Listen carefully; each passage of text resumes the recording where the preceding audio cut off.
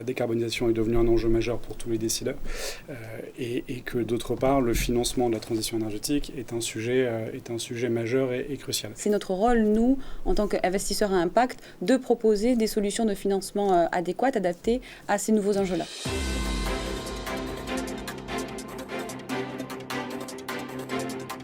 Bonjour à tous, bienvenue sur Invest in Tech, le rendez-vous des investisseurs responsables et des porteurs de projets impact. Au travers de cette émission, vous découvrirez des investisseurs qui privilégient des projets porteurs de sens et des dirigeants et dirigeantes qui choisissent de mettre leur talent au service de la création de richesses et d'emplois sur le territoire. Vous êtes au bon endroit, bienvenue sur Invest in Tech. Pour ce second numéro dédié à la décarbonation, j'ai le plaisir de recevoir sur ce plateau deux invités exceptionnels. Clara Mouissier, bonjour. Bonjour. Vous êtes directeur exécutif chez Tikeo Capital. Alors, Tikeo Capital, en deux mots. Tikeo Capital, c'est un gestionnaire d'actifs alternatifs. Nous avons aujourd'hui près de 40 milliards d'actifs sous gestion sur différentes classes d'actifs. Et le climat est vraiment au cœur de notre stratégie puisqu'on a aujourd'hui 2,3 milliards d'actifs dédiés à cette thématique-là avec l'ambition d'atteindre 5 milliards d'euros d'ici 2025. Merci d'être avec nous. Également sur ce plateau, Stanislas de Gabrielli, bonjour. Vous êtes cofondateur de la société Carbone. Alors Carbone, en deux mots. Carbone, c'est une société qui a été créée en avril 2022 et qui a pour objectif d'accompagner la transition énergétique des acteurs de l'immobilier tertiaire en proposant des solutions notamment de rénovation énergétique des immeubles et de valorisation de l'énergie solaire. Rappelons que dans la continuité de son plan France 2030, le gouvernement souhaite poursuivre la transition énergétique en commençant par l'industrie. Ce secteur serait responsable chaque année de près de 20% des émissions totales de gaz à effet de serre. Parallèlement à ces mesures, le Parlement européen a adopté une loi sur le climat dont la trajectoire est d'atteindre la neutralité carbone d'ici à 2050. Un défi de taille pour l'industrie, mais également pour les acteurs du private equity, car l'exécutif souhaite mobiliser les ressources et les investisseurs privés pour mener à terme cette politique et financer la transition écologique selon les récents propos tenus par Bruno Le Maire, ministre de l'économie. Et pour démarrer cette émission, je vous propose ensemble de commenter ces chiffres. 5,6 milliards d'euros d'investissement en faveur de la décarbonation de l'industrie tricolore. Et dans cette enveloppe, 610 millions d'euros sont dédiés à la recherche de solutions technologiques dans l'industrie. Alors un commentaire déjà pour commencer. Oui, alors en tant que nous, investisseurs privés, c'est vrai qu'on accueille toujours très favorablement ces plans qui permettent d'avoir une meilleure visibilité sur nos objectifs en France et puis de manière générale à l'échelle de l'Union européenne pour nous permettre de comprendre le secteur dans lequel on évolue, l'écosystème et prendre des décisions d'investissement mesurées. Donc c'est vraiment le rôle des pouvoirs publics de flécher les capitaux privés dans la bonne direction et ça, ils peuvent le faire de différentes façons, soit en co-investissant à nos côtés pour réduire le risque que nous, on pourrait prendre sur des projets plutôt innovants ou en permettant d'améliorer la transparence dans les secteurs, donc au travers de la production de labels, par exemple, ou forcer les acteurs, par exemple, à réaliser des audits énergétiques et à communiquer sur leur bilan carbone. Est-ce que vous pensez que cette enveloppe est suffisante pour pouvoir justement réaliser ce grand plan de décarbonation ou est-ce qu'au contraire, il faut poursuivre les efforts en ce sens ? Nous, on le voit plutôt sur la dernière de l'immobilier, qui est plutôt notre spécialité. Mais c'est vrai que ce qu'on constate, c'est que d'une part, la décarbonisation est devenue un enjeu majeur pour tous les décideurs et que d'autre part, le financement de la transition énergétique est un sujet majeur et crucial. Et qu'il y a effectivement besoin de pouvoir mixer des capitaux privés et publics de manière à pouvoir accélérer la transition énergétique et apporter des solutions opérationnelles, surtout aux entreprises. Et côté entreprise française engagée dans la décarbonation, où est-ce qu'on en est aujourd'hui ? Alors ce que l'on observe dans l'industrie, c'est que les premières actions qui sont prises par les industriels, c'est pour réduire leurs émissions de scope 2, donc liées à leur source d'énergie. Donc ce que l'on voit, c'est que c'est une action assez simple à mettre en place et qui a des effets bénéfiques dit tout de suite, c'est souscrire à des abonnements d'énergie propre. Donc ça, c'est les premières actions qui sont prises par les industriels aujourd'hui. La deuxième étape qui consiste à électrifier leurs usages ou consommer moins, donc sous les sujets d'efficacité énergétique. Là, les actions sont un peu retardées parce que justement, c'est des actions capitalistiques et donc ça nécessite des fonds et donc c'est plus difficile à mettre en place. Et c'est notre rôle, nous, en tant qu'investisseurs à impact, de proposer des solutions de financement adéquates, adaptées à ces nouveaux enjeux-là.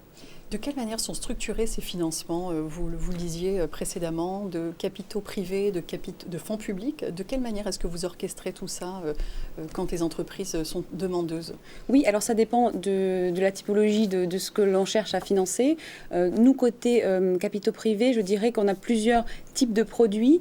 On a des fonds qui investissent qui entrent au capital de société, donc ce qu'on appelle des fonds plutôt de private equity. On a des fonds comme le mien qui sont des fonds plutôt d'infrastructure, c'est-à-dire qu'on va financer non pas des sociétés, mais leurs projets, leurs infrastructures, leurs équipements. Donc on va financer que des capex, des investissements. Et à côté de nous également, il y a les fonds de venture capital qui peuvent être positionnés d'ailleurs sur les deux types de classes d'actifs, mais avec un niveau de risque plus élevé, c'est-à-dire qu'ils vont s'intéresser aux sujets plus innovants, que ce soit d'un point de vue technologique, par exemple sur les sujets de technologie de rupture, ou sur des nouveaux business models, on pourrait dire de manière générale. De quelle manière est-ce que vous opérez cette sélection de dossiers justement chez Tikehau Capital à travers le fonds que vous gérez? Quels sont les critères de sélectivité? Oui, alors c'est vrai que pour ma part, donc, comme je gère un fonds d'actifs réels, d'infrastructures, la première chose qui va me préoccuper en premier lieu, c'est vraiment la maturité, la viabilité du projet dans lequel je m'apprête à investir. Donc que ce soit une viabilité d'un point de vue technologique, est-ce que je suis sur une technologie éprouvée, facile à maintenir, fiable, ça c'est pour le premier volet. Et pour le deuxième volet, est-ce que c'est viable d'un point de vue économique, c'est-à-dire est-ce que je suis d'ores et déjà rentable? La grande question que tout le monde se pose effectivement, c'est comment être un investisseur responsable sans pour autant sacrifier son rendement. C'est une question qu'on a souvent. Les fonds à impact ne sont pas donc des associations caritatives. Hein, bien sûr, on a une recherche de rendement pour nos clients, pour nos investisseurs. Je dirais que c'est plutôt une thématique et une ambition, c'est-à-dire d'une part, on va sélectionner que des dossiers qui ont le potentiel en fait d'avoir un impact, donc que ce soit sur la décarbonation, mais ça pourrait être aussi un impact social. Là, ça dépend de la thématique du fonds. Et ensuite, on va essayer d'accélérer en fait ce potentiel-là au travers de notre investissement. Donc, ça va être une démarche proactive auprès de nos cibles ou de nos clients. En aucun cas, c'est un sujet d'arbitrage de recherche de rentabilité. Vous êtes engagé en termes d'investissement sur le segment de la décarbonation. Quelles sont les principales problématiques que vous avez rencontrées depuis le démarrage de ce fonds et de ces investissements? Oui, alors c'est vrai que les fonds d'infrastructure, ce que l'on aime bien généralement, c'est des gros projets localisés à un endroit, donc par exemple des projets de 200, 300, 400 millions qu'on va décortiquer et dans lesquels on va investir. Les sujets de décarbonation, pour nous en infrastructure, ça va être plus compliqué parce que c'est plus des sujets diffus. Donc on va être par exemple pour décarboner un bâtiment, et Stanislas en parlera mieux que moi, mais ça va être des opérations de probablement moins de 1 million d'euros, mais qu'il faut massifier. Et donc pour nous, ça nécessite un niveau d'agilité supplémentaire. Et c'est l'enjeu pour nous de réussir maintenant à concevoir des solutions qui permettent de répondre à ces besoins-là. Et précisément sur ces supports d'investissement, vous Stanislas, vous êtes positionné sur ce segment de la décarbonation. Donc vous accompagnez aujourd'hui des entreprises plutôt dans le secteur tertiaire sur la décarbonation de leurs locaux. Expliquez-nous déjà en 2 mots vos produits et vos services. Nous, ce que nous proposons, c'est des projets clés en main de rénovation énergétique ou de valorisation de l'énergie solaire. Et l'approche qu'on a, c'est on vient mixer une expertise immobilière. On associe moi tous les 10 ans d'expérience dans l'investissement immobilier avec une expertise énergétique. On a une équipe aujourd'hui, on est 15 à Paris, principalement des ingénieurs énergéticiens qui ont tous entre 5 et 15 ans d'expérience dans la décarbonisation, et notamment de l'industrie. Et on vient mixer cette approche de manière à pouvoir proposer des projets clés en main, des solutions opérationnelles et actionnables immédiatement à nos clients. Et donc on va à la fois de l'audit, l'analyse de portefeuille, l'audit des actifs, l'identification des pistes d'économie d'énergie, et derrière l'exécution des travaux, la prise d'engagement de performance, quelque chose qui est au cœur de Carbone depuis le début. C'est-à-dire que nous, on a toujours considéré qu'il fallait que nos intérêts soient alignés avec ceux de nos clients, et on va être rémunéré uniquement si on est capable de délivrer la performance qu'on avait promis. Et par ailleurs, derrière, on propose aussi des solutions de structuration et de financement des investissements, de manière à pouvoir faire porter finalement le coût qui est assez lourd de la rénovation énergétique par les économies futures.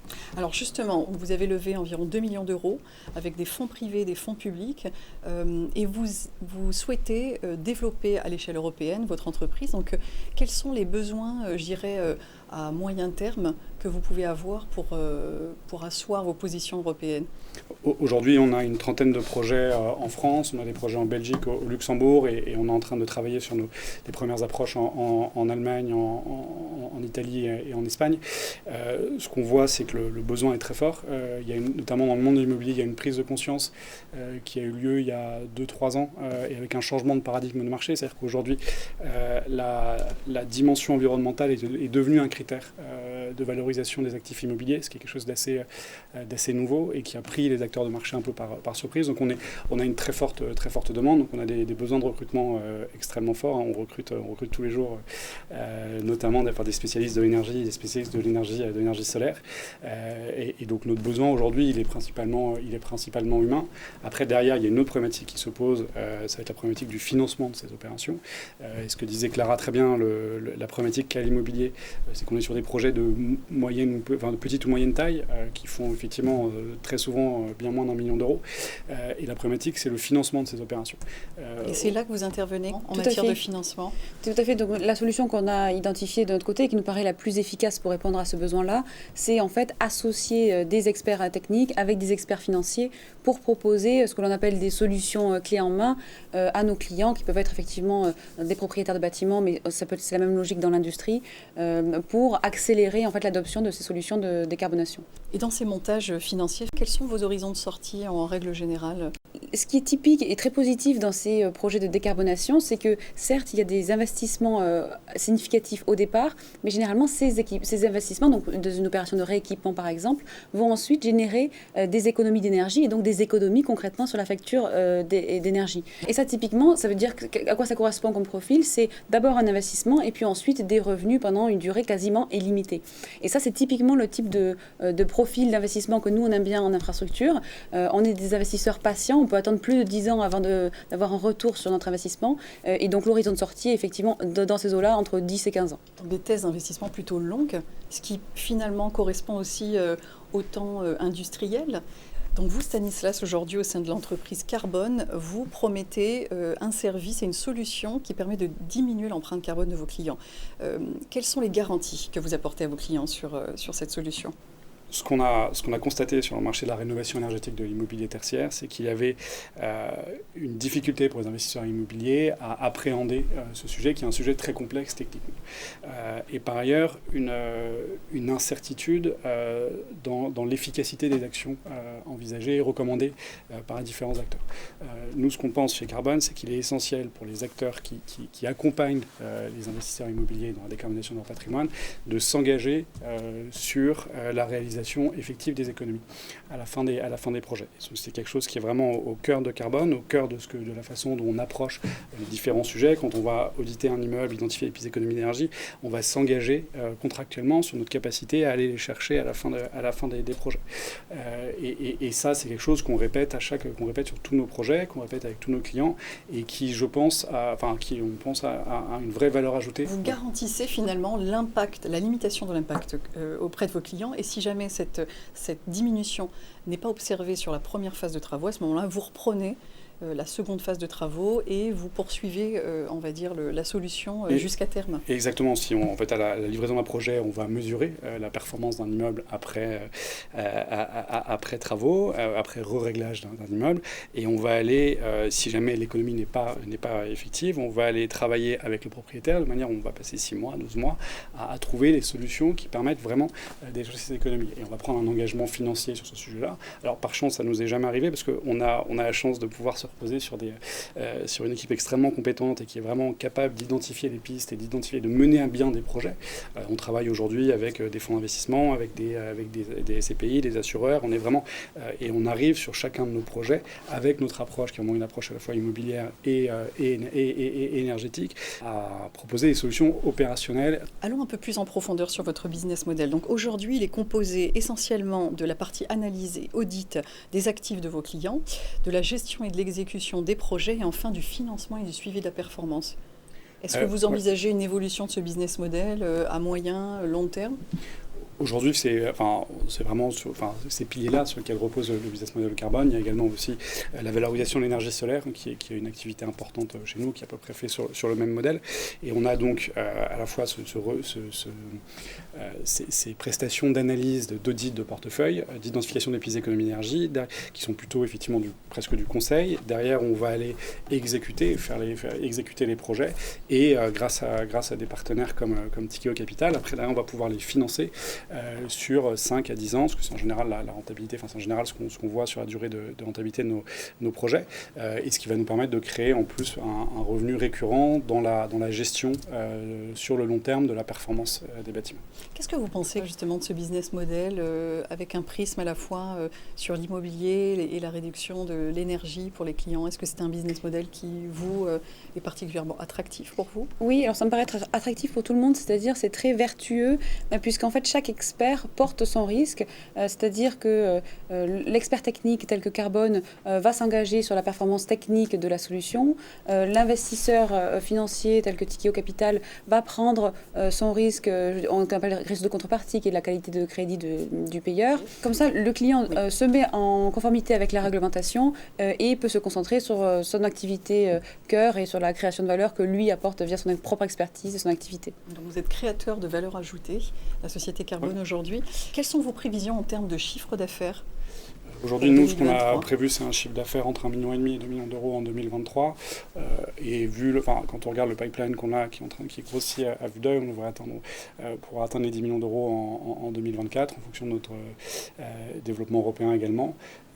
Et on est sur une dynamique très positive, sur un marché qui est très positif. Ce que je disais tout à l'heure, il y a une prise de conscience très forte chez les acteurs, il y a une vraie volonté d'avancer. Et ce qui est essentiel, effectivement, c'est que le financement de la transition énergétique est vraiment, quand on parle aux investisseurs immobiliers, c'est vraiment une de leurs problématiques principales. Et la question, c'est vraiment comment est-ce qu'on arrive à trouver des solutions qui permettent d'aller financer des projets qui vont commencer à 100 000 euros, mais qui peuvent aller jusqu'à 10 millions d'euros. Et comment est-ce qu'on est capable d'approcher cette question? Une dernière question sur les investissements de Tikeo Capital aujourd'hui, les segments prioritaires. Tikeo Capital est donc à 40 milliards d'euros d'actifs sous gestion. Le climat est un sujet vraiment central pour nous. On a 2,3 milliards en gestion dédiée à des sujets climatiques. Sur différentes classes d'actifs, on a un fonds de décarbonation en private equity, un fonds de décarbonation en infrastructure, mais on a également récemment lancé un fonds d'agriculture régénérative qui s'intéresse plutôt à la santé des sols et aux sujets agricoles qui ne sont pas traités par les autres fonds de décarbonation que l'on a. Bien, très intéressant. 2 acteurs très engagés en matière de décarbonation en France. Nous arrivons au terme de cette émission. Merci de votre fidélité. Je vous rappelle que vous pouvez envoyer vos projets de levée de fonds pour qu'ils puissent être analysés par nos partenaires financiers. Merci de nous avoir suivis et à très bientôt.